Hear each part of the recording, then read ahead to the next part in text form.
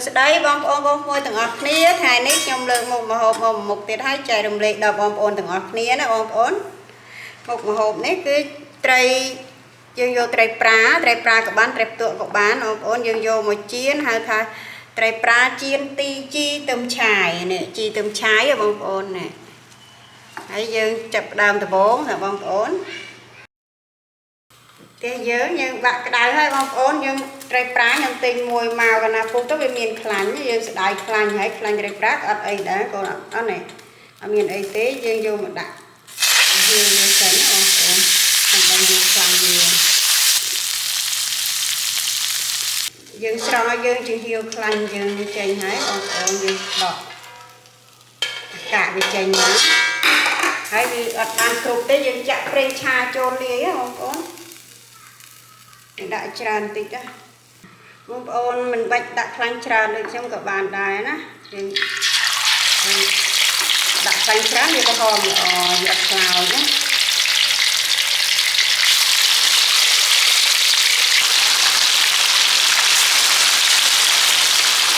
យើងដាក់ទឹកឲ្យត្រៀមទៅវាសិនទៅយើងត្រឡប់ណា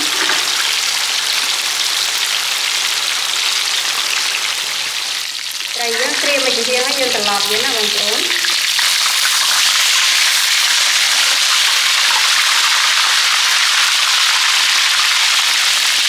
យើងបាច់ត្រឡប់ច្រើនដងយើងដាក់ត្រៀមតម្ដងទៅយើងត្រឡប់ទៅណា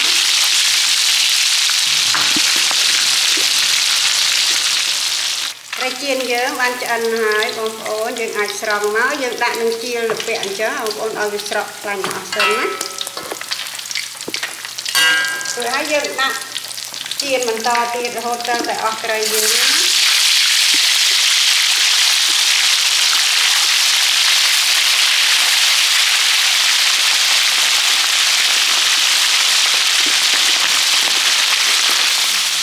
cây dừng ăn chiên hai bông ổn dừng chiên hai dừng ạch dừng bài dừng tục cây dừng một lại sẵn dừng bài một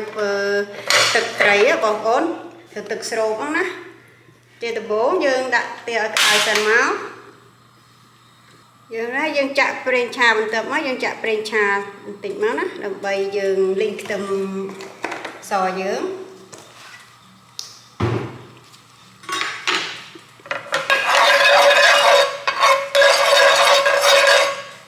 ban chặt prên trà dương rồi hái dương đặt tôm sò chừng trăm dương linh ở vị chui sến không ổn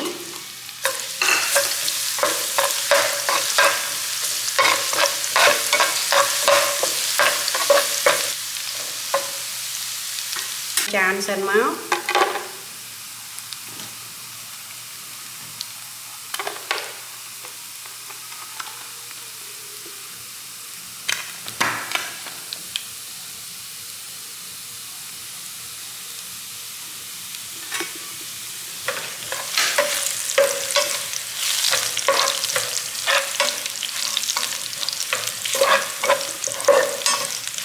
dương linh tôm dương chui hái ông ôn dương ai đặt co nào chố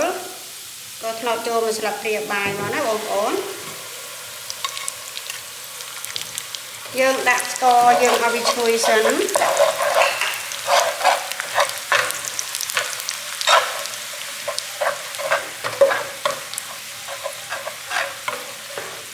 có dương ăn nào chui hai bông ôn dương ai đặt tập của chùm còn là bông ôn là phải cầm vào khỏi co dương đặt tập của chùm còn nữa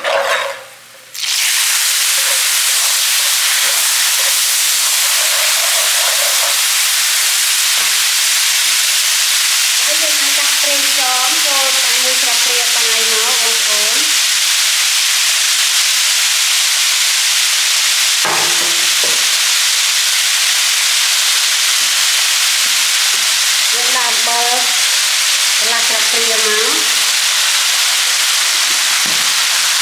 mình có một tiết dương hạt đặt trên trong sạch rìa bài nó ổn dương bạn đặt krương dương rồi hái còn đây ai nhiên cái dương ai đặt thực sạch cho hai người về lò nó ổn rồi bây sâu cây dương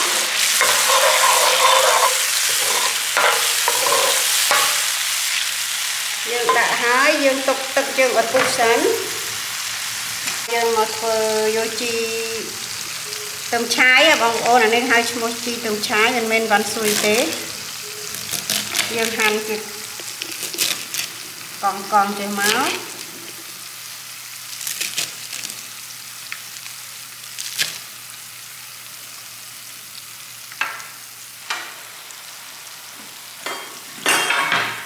យើងបិទភ្លើងសិនមកយើងអាចដាក់ជីយើងចូលបានហើយបងប្អូនយើងកុំដាក់ឲ្យវាលលួយអត់ឆ្ងាញ់ទេ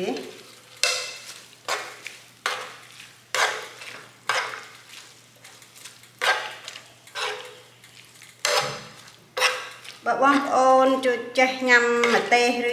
ចេះហឹរអីបងប្អូនអាចដាក់ម្ទេសចូលបានណាបងប្អូនតែខ្ញុំដាក់ម្ទេស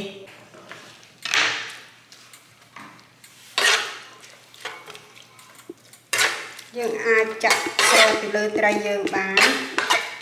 មួយយើងដាក់ចូលអញ្ចឹងក៏បានដែរបងប្អូនដាក់ចូលអញ្ចឹងទៅឲ្យវាចូលជាតិណាមុខម្ហូបមួយមុខនេះងាយធ្វើបងប្អូនហើយក៏អស់លុយតិចដែរណាហៅថាត្រីចៀនជីវ៉ាន់ស៊ូជីទឹមឆាយបងប្អូនវាជូរប្រៃផ្អែមឆ្ងាញ់ណាបងប្អូនអរគុណបងប្អូនទៅជម្រាបលា